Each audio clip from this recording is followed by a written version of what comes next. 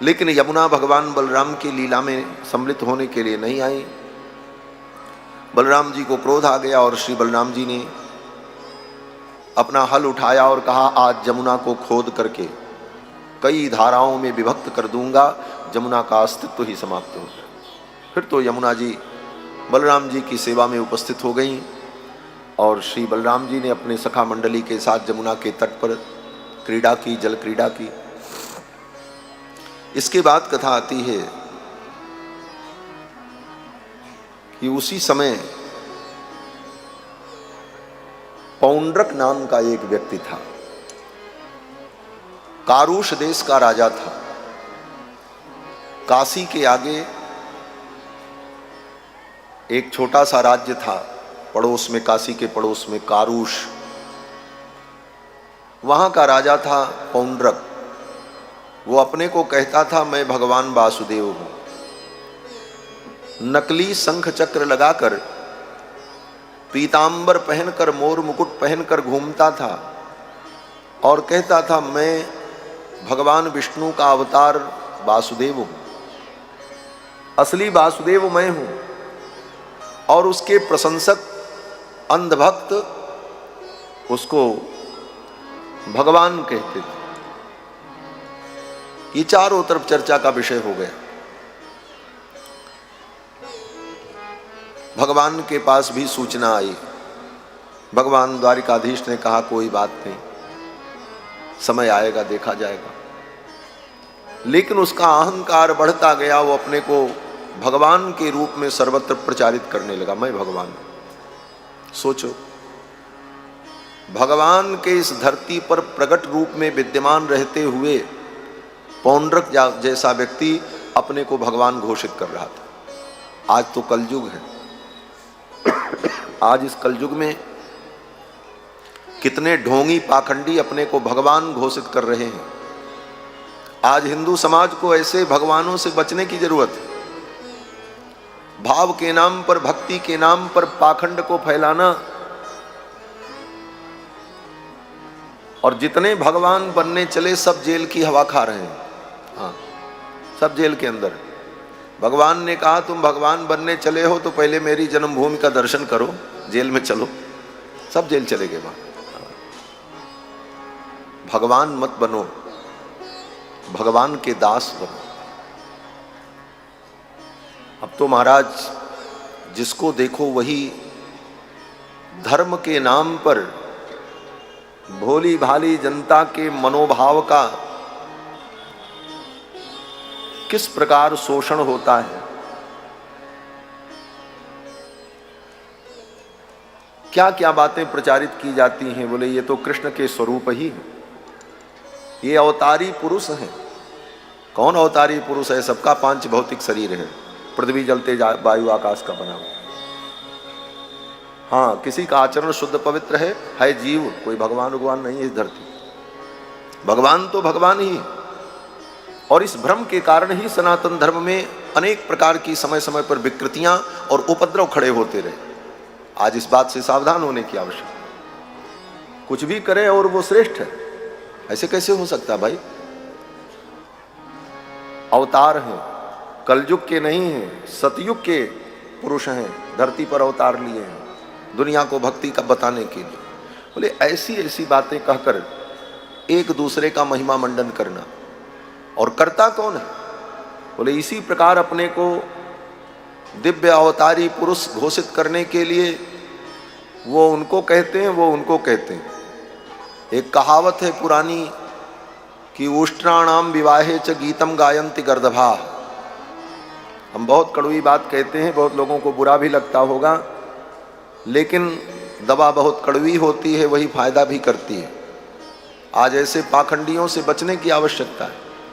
दूसरे को धर्म का उपदेश करो और स्वयं धर्म के पथ से विचलित होकर मनमाना करो। ऐसे लोग भगवान के अवतार और भगवद अंश और विभूति और अवतारी पुरुष नहीं होते। शास्त्र कहता यद्यद आचरति श्रेष्ठ लोकस्तदनुवर्तते। श्रेष्ठ व्यक्ति जो आचरण करता है, संसार उसका अनुकरण करता है। इसलिए श्रेष्ठ व्यक्ति को बहुत सावधान रहना चाहिए। तो वही स्थिति है। उष्ट्राणाम विवाहे च गीतम गायन्ति गर्दभाः।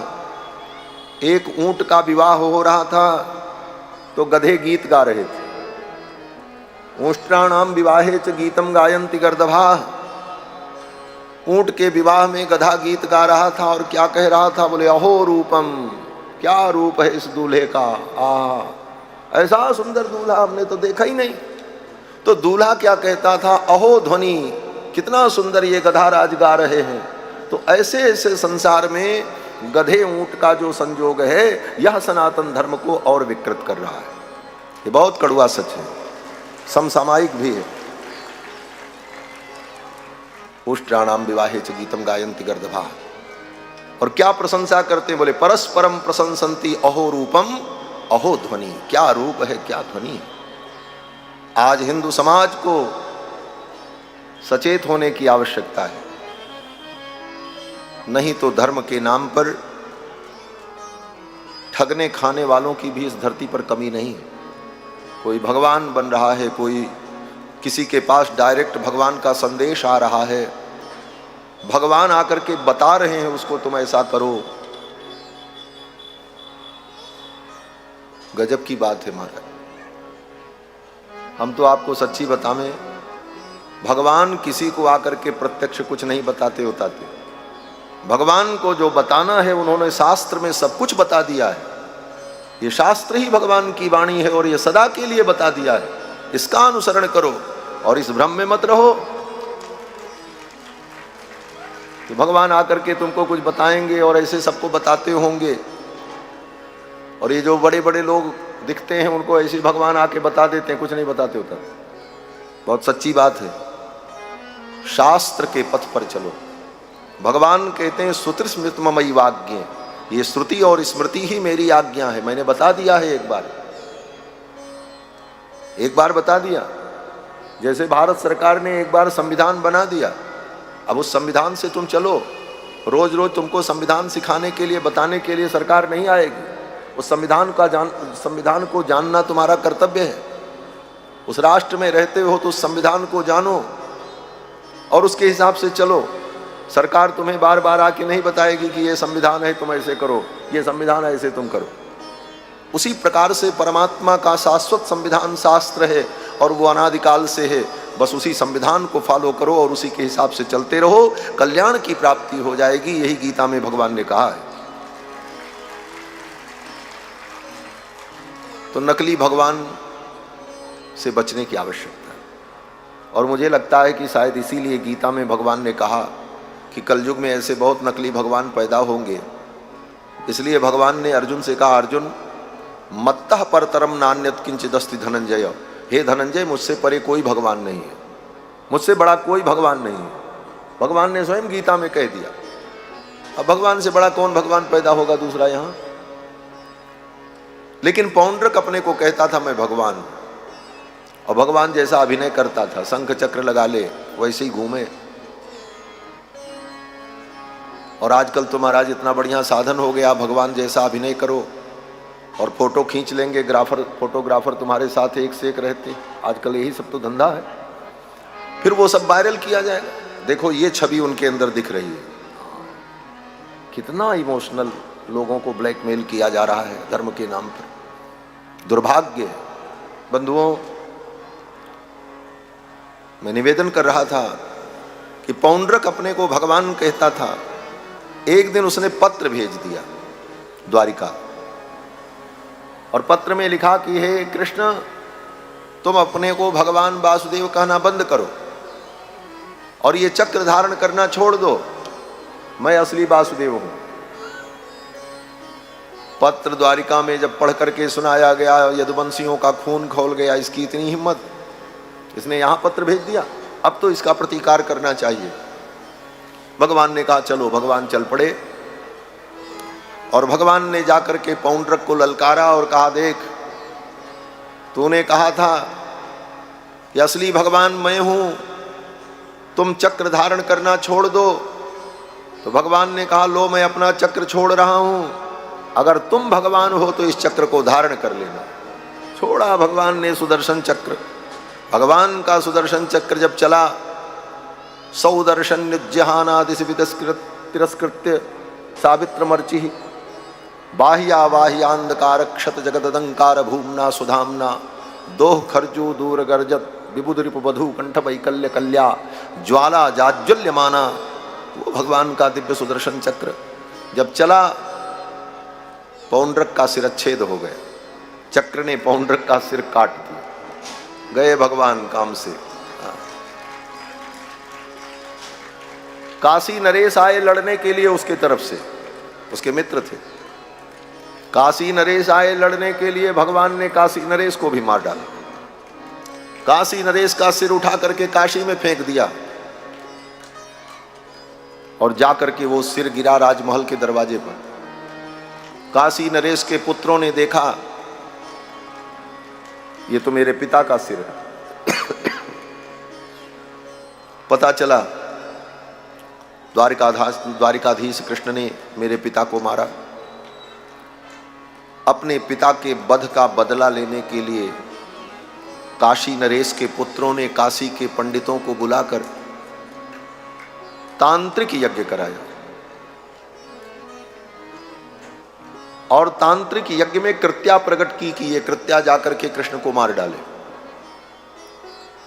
मंत्र के प्रभाव से वो कृत्या चल पड़ी, लेकिन भगवान तक पहुंचती उसके पहले ही भगवान का सुदर्शन चक्र प्रकट हो गया और भगवान के चक्र ने उस कृत्या को निगल लिया। कृत्या वृत्या विलिल्ले सलभ सुलभया यत्र चित्र प्रभावे। कृत्या को निगल लिया सुदर्शन चक्र ने और इसके बाद सुदर्शन रुके नहीं, काशी की ओर चल पड़े। काशी में जब पहुंचे सुदर्शन भगवान के आयुध चक्रराज, भगवान शंकर ने पार्वती से कहा, देवी काशी छोड़ करके भागो। बोले क्यों, हम अपना घर छोड़ के क्यों भागें? भगवान शंकर ने कहा, भगवान नारायण का चक्र आ रहा है और पूरी काशी को जला करके दग्ध करेगा, इसलिए इस समय काशी छोड़ देने में ही भलाई है। भगवान शंकर पार्वती को लेकर काशी छोड़ करके चले गए। निन्ने बन्नेव काशी दवसिख जटिल ज्योतिषा येन दाहम कृत्या वृत्या विलिल्ले सलभ सुलभया यत्र चित्र प्रभावे रुद्रोप्यद्रेर दुहित्रा गिरि गहन गुहा यद भयाद अभ्ययासी। पार्वती जी के हाथ को पकड़कर भगवान शंकर काशी से बाहर चले गए और भगवान के सुदर्शन चक्र ने संपूर्ण काशी को जला करके दग्ध कर दिया। दग्ध्वा वाराणसीम सर्वाम विष्णोश्चक्रम सुदर्शनम। भगवान के सुदर्शन चक्र ने संपूर्ण काशी को जला करके दग्ध कर दिया। जब काशी जल करके शांत हो गई, तब भगवान शंकर आए और भगवान शंकर ने काशी में भगवान केशव की पूजा की। आदि केशव भगवान का अर्चन किया और कहा, हे भगवान, ये काशी आपकी है, ये काशी केशव की है। उसी समय से काशी केशव की और उस काशी में, केशव की काशी में केशव का चरणामृत ही प्रवाहित होता है, गंगा के रूप में, जो जीवों का उद्धार करती हैं। और उस काशी में भगवान शंकर भी गली गली में घूमते हुए हर मरने वाले प्राणियों के कान में राम नाम सुना करके जीवों को परम गति प्रदान करते। बीथ्याम बीथ्याम अटति जटिलः कोपि काशी निवासी। काशी निवासी भगवान शंकर काशी की वीथियों में हर मरने वाले प्राणी के कान में जाकर के राम राम सुना देते हैं और राम नाम सुनकर भगवान के चरणामृत गंगा को प्राप्त करके केशव की कृपा से चक्रांकित पुरी काशी में व्यक्ति मोक्ष को प्राप्त कर लेता है। काशी मरत जंतु अवलोकी, काशी मरत जंतु अवलोकी, जासु नाम बलि करऊं विशोकी, जासु नाम बलि करऊ विशोकी काशी मरत जंतु अवलोकी काशी मरत जंतु अवलोकी। भगवान ने काशी को दग्ध कर दिया। इस प्रकार से भगवान ने धर्म की रक्षा की है। और भी भगवान की अनेक लीलाएं हैं। भगवान ने मिथिला की यात्रा में मिथिला नरेश के यहाँ जाकर उनका आतिथ्य ग्रहण किया। मिथिला के एक ब्राह्मण थे भगवान के परम भक्त, उनके यहाँ भी भगवान गए। महाभारत के युद्ध में कौरवों का पक्ष लेकर, वो पांडव का पक्ष लेकर के भगवान ने धर्म की स्थापना कराई। इसी प्रसंग में